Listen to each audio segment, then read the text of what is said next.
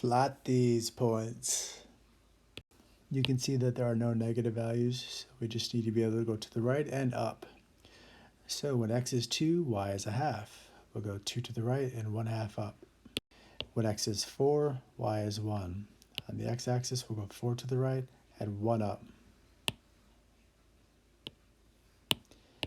6 to the right and 2 up. Or in other words,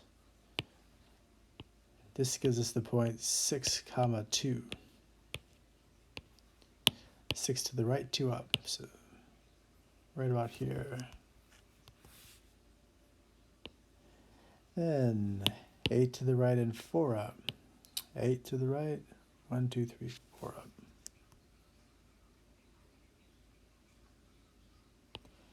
And finally, 10 to the right and 8 up. 10 to the right, 8 up. Okay, does this look like a straight line or does it look like a curve? Since it looks to me like a curve, we're going to say that it's not very straight liney.